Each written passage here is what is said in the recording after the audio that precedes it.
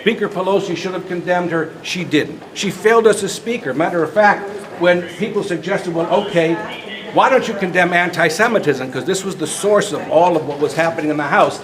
She couldn't even do that. She didn't have the ability to do that. And that's because there were caucuses within her party that were unwilling to sign on to a condemnation of anti-Semitism in and of itself as a standalone declaration. Couldn't do it. If it was the Black Caucus, if it was the Progressive Socialist Caucus, if it was the influences of the Cortez Quartet, or the Muslim care influence, she wasn't able to do it, either because she wasn't able or because she didn't want to. It reflects very bad about certain constituencies in her party.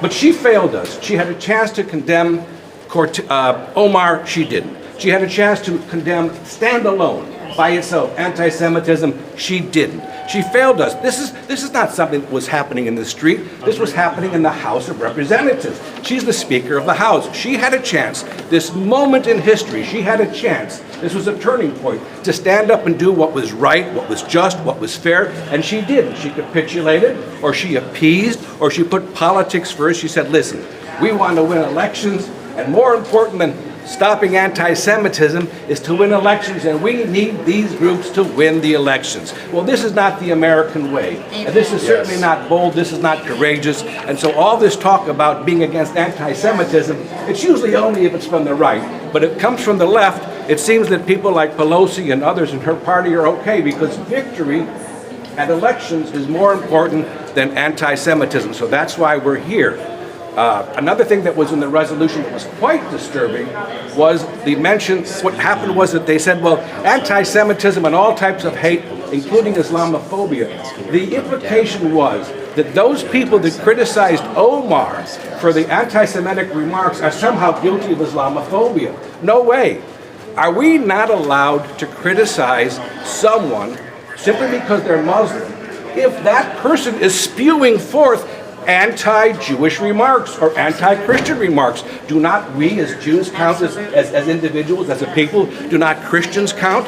What this resolution basically says is you better remain silent, because if you respond to anti-Semitic remarks coming out of the mouth of an Islamic congresswoman or a member of the Islamic community that you're Islamophobic, you're racist somehow, well, that's a formula for silencing us all. Yes. We will remain defenseless. That's not how we do it in America. So we're here to give this letter to Speaker Pelosi. We think that Omar should be censored.